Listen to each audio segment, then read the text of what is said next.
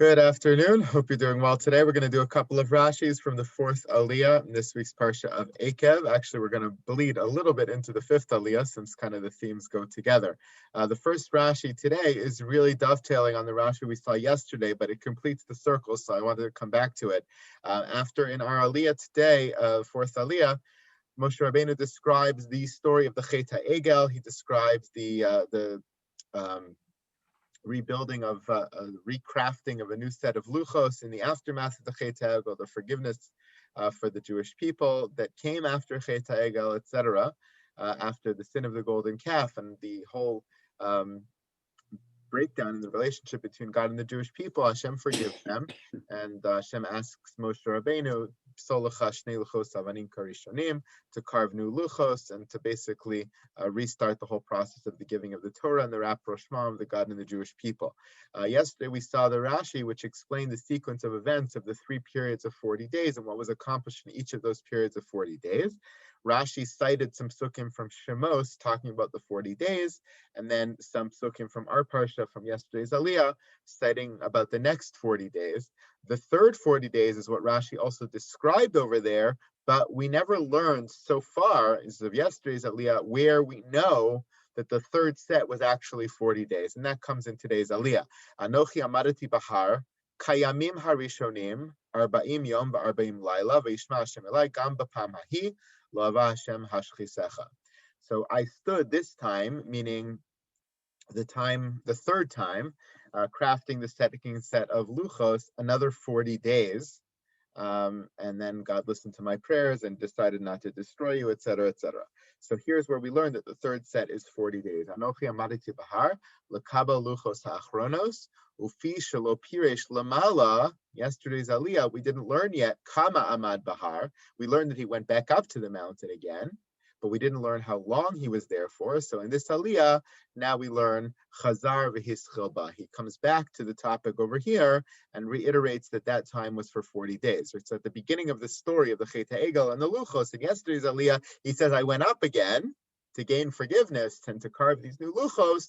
But now at the end of this whole section, he tells us that it was for 40 days.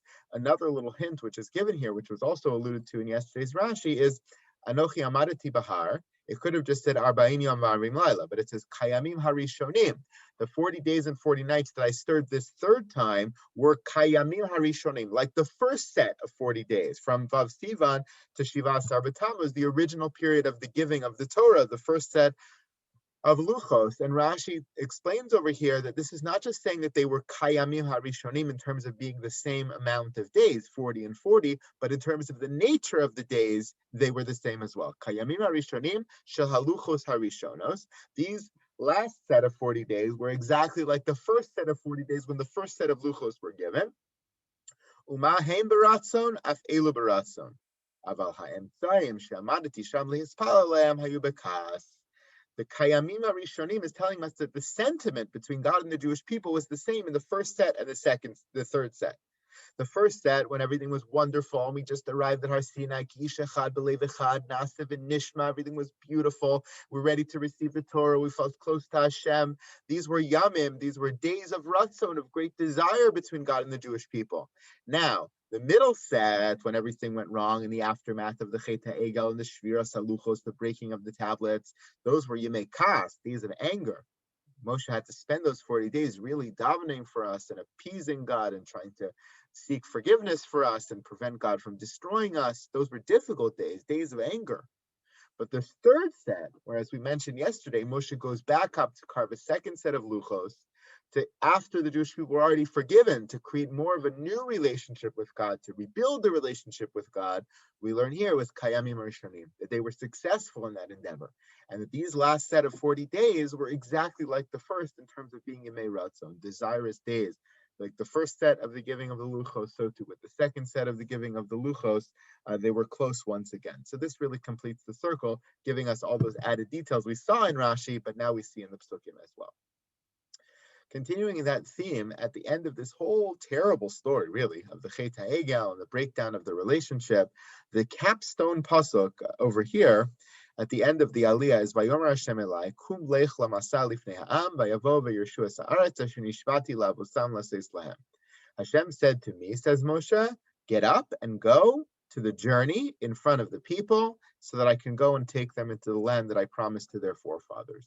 Now, this doesn't actually happen chronologically in this way in the original story. If you know the original story, after the Matan Torah and the Chet Egel, they don't leave right away to go on their journey. So why in reiterating the story does Moshe kind of tack this on to the story of Chet Egel and the forgiveness of the Jewish people, that God had asked him to get up and go? Rashi explains, Afa pisha sartem acharav v'taisem be'egel, Amar li, lech neches ha'am asher el asher divarti lecha. Moshe adds it over here to reinforce just how forgiven they were, that God forgives them not only in words, but in actions. He's reiterating to them over here that God not only forgave you, salachti kidvarecha, but God told me, get up and go and take them to the land. That I feel so close to them, I feel everything is so forgiven that they're able to actually go forward in action as well. God takes action to show just how forgiven the Jewish people were and how successful Moshe Rabbeinu was on that last set of 40 days at creating that rapprochement, creating that closeness and rebuilding the relationship between them. And Rashi goes on to say that's exactly the explanation a third time now, reinforcing this point in the beginning of tomorrow's Aliyah, the fifth Aliyah. After this whole story is over, Hashem starts with the famous pasuk, V'ata Yisrael, or Moshe starts with the famous pasuk, V'ata Yisrael, now the Jewish people. Ma Hashem Elokecha shoel mi'imach ki im liras Hashem Elokecha, lalechet b'chol drachav, la'havaso, la'avodas Hashem Elokecha, b'chol vavcha, b'chol nafshecha. What does God really ask of you? As if it's a nothing kind of request. Really, what does God ask of you? Nothing more than to fear God and to serve him and to follow his Torah with your whole heart and your whole soul. That's the sum total of the request that God makes of you. So we usually look at that as an introduction to this next section of the Parsha, reinforcing our commitment to Torah and following the mitzvahs. But the Rashi sees it again as another reinforcement of the forgiveness of the Jewish people after Chet HaEgel. V'ata Yisrael. Now ata, literally now. That's the connecting word over here between the previous story, Chet HaEgel, and this next series of psukim telling the Jewish people to keep the Torah. Ata, now, in the aftermath of Chet HaEgel, afa pisha asisam kol zos, odenu rachamav v'chibaso alechem. Despite all of what you've done, his love for you, his compassion for you is still upon you. With everything that went wrong, with all the mistakes you made, still, even now, the only thing God asks of you is to fear him and follow his mitzvahs. Not a huge burden, not a tremendous punishment, nothing, punitive about this in terms of the aftermath of Chet HaEgel, but simply God saying, let's go back to square one. The only thing I really ask of you right now is just fear me, be in awe of me, follow my ways, follow my Torah with your whole heart and your whole soul, and all would be good. So in true essence, the three psukim we saw today, Yud, Yud Aleph, and Yud Beis, all follow the same theme. What happens to God and the Jewish people after Chet HaEgel? And the answer is, they were fully forgiven. They were brought closer together in deed, in word, in everything. And God says to them, I'm not even changing my stance towards you because of this. All I ask of you now is what I asked of you before, that you have fear of me, awe of me, love of me, and the following of my Torah. It sounds like nothing, but it's a lot, and hopefully we can all be successful in that. Take care, everybody.